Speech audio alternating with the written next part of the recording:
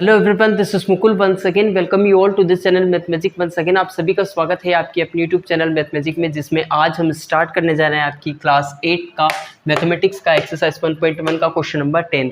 Okay, so question number 10 में क्या लिखा हुआ है पहले हम उसको समझेंगे, उसकी मीनिंग को समझेंगे, इसके बाद फिर हम इसको सोल्व आउट करने जाएंगे। तो क्या लिखा हुआ है क्वेश्चन नंबर 10, राइट। पहला स्टेटमेंट आपका दिया हुआ है, the rational number that does not have reciprocal. अब तो पहले तो आपको रेशनल नंबर पता होना चाहिए कि आखिरकार रेशनल नंबर होता क्या है। इसके बाद फिर रेसिप्रोकल क्या होता है। तो रेशनल नंबर का मतलब होता है 5/4, 3/4, 9/7, 1/3। ये सारे ही हमारे क्या है स्टूडेंट्स, रेशनल नंबर हैं, यानी ऐसे नंबर जो कि p/q के फॉर्म में हो।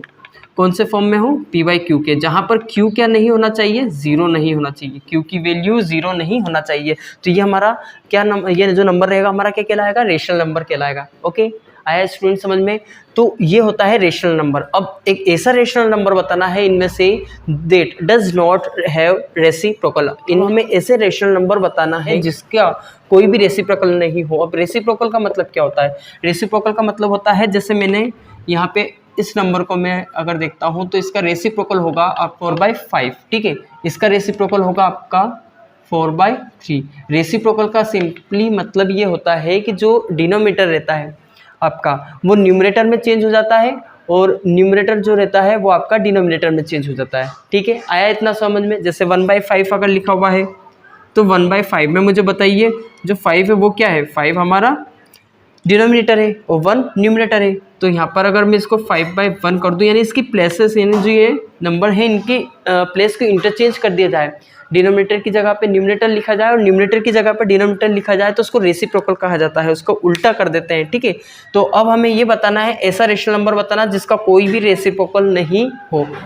यहाँ पे एक नंबर ऐसा है 0। कौन सा है? 0। 0 एक ऐसा नंबर है जो कि रेशनल नंबर है। क्यों रेशनल नंबर है? क्योंकि इसके डाउन साइड में, यानी कि हम डिनोमिनेटर में 1 लिख सकते हैं। We can write the 1 below the 0। We can see 7, 8, 10, 15 in every number there is 1 in the down side. सबके नीचे एक होता है ना। डिनोमिनेटर में सभी नंबर्स के डिनोमिनेटर में हमेशा और हमेशा 1 होता है। तो हम यहाँ पे 0 के डाउन साइड, यानी कि 0 के नीचे भी 1 लिख सकते हैं। और अगर हम इसको रेसिप्रोकल में लेकर के आते हैं, अगर हम इसका रेसिप्रोकल करते हैं, इनकी जो प्लेसेस हैं, डिनोमिनेटर को न्यूमरेटर में, न्यूमरेटर को डिनोमिनेटर में अगर हम लिखते हैं, तो ये एक नंबर रेशनल नंबर नहीं होगा। क्यों नहीं होगा? क्योंकि ये तो इनफाइनाइट हो गया। अभी तो हमने डेफिनेशन में देखा था कि p/q का फॉर्म होता है एक रेशनल नंबर का, जो उसमें q जो रहता है वो 0 नहीं होता है। क्या नहीं होता है स्टूडेंट? 0। लेकिन यहाँ तो 0 हो रहा है, 1/0। 0/1 को अगर हम 1/0 करेंगे तो यहाँ इनफाइनाइट हो जाएगा। तो इस तरीके से हम कह सकते हैं कि जो हमारा पहला स्टेटमेंट है वो हम कैसे लिखेंगे, यहाँ पे कौन सा उसका नंबर हो जाएगा? एक ऐसा रेशनल नंबर बताना है जिसका कोई भी रेसिप्रोकल नहीं होता है। तो 0 का कोई भी रेसिप्रोकल नंबर नहीं होगा। अब सेकेंड जो स्टेटमेंट है स्टूडेंट वो क्या है आपका? The rational number that are equal to their reciprocals. मतलब ऐसे रेशनल नंबर जो उनके रेसिप्रोकल्स के इक्वल हो। मतलब जैसे अगर मैंने 5/4 लिखा हुआ है और अगर मैं इसको 4/5 कर देता हूँ, यानी रेसिप्रोकल कर देता हूँ, तो क्या ये इक्वल होते हैं? क्या नहीं होते हैं, है ना। 6/4 कर दिया मैंने और 4/6 यहाँ पे इसको रेसिप्रोकल करने के बाद में अगर मैं इनको देखूँ तो ये क्या दोनों इक्वल है? क्या नहीं, इनकी जो वैल्यू वो इक्वल नहीं होगी। लेकिन हमें एक ऐसा रेशनल नंबर बताना है जिसकी वैल्यू इक्वल हो।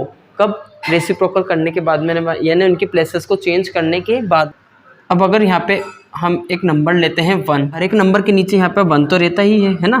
तो इस तरीके से हमारा यहाँ पे अगर हम 1 को लिखेंगे तो 1 का रेसिप्रोकल, 1/1 का रेसिप्रोकल हमेशा 1/1 ही होगा। क्योंकि जो प्लेसेस अगर हम चेंज करेंगे, न्यूमरेटर में हमारा 1 है तो वो डिनोमिनेटर में हो जाएगा, डिनोमिनेटर में जो हमारा 1 है वो हमारा न्यूमरेटर में चले जाएगा।